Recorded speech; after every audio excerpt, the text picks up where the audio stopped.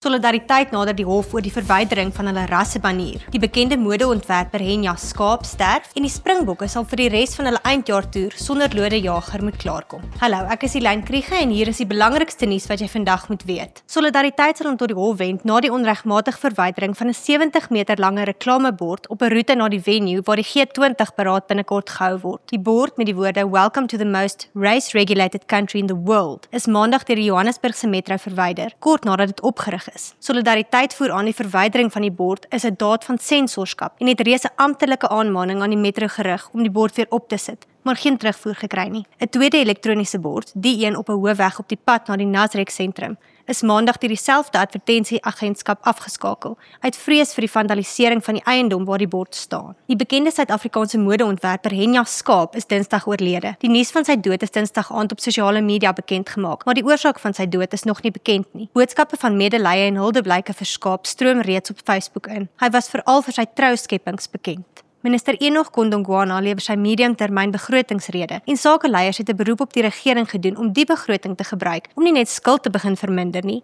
maar ook om beleidshindernisse wat ekonomiese groei en belegging kniehalter dringend te pak. Marula Media sal al die belangrike nuus oor die begrotingsrede dek. Die Springbokke sal vir die res van hulle eindjaartoer na Europa sonder Lode Jager moet klaarkom. Skeieregter Angus Gardner het die bokslot Saterdag in die Stade de France met 'n rooi kaart van die veld gestuur nadat sy skouer vir Thomas Ramos teen die kop getref het. Suid-Afrika het die kragmeting nietemin met 32-17 gewen, ondanks die feit dat hy vir 'n groot gedeelte van die wedstryd met net 14 spelers op die veld moes klaarkom. Die jager het Dinsdag voor 'n onafhanklike tugkomitee verskyn wat bevind het die rooi kaart moet gehandhaaf word. Die komitee het egter versagtende faktore in ag geneem en die aanvanklike skorsing van 6 weke is na 4 weke verminder. Die verwikkeling beteken dat die jager onder meer die bokke se oorblywende toerwedstryde teen Italië, Ierland en Wallis sal misloop. Hou Marula Media dop vir al die jongste nuus, sport en vermaak.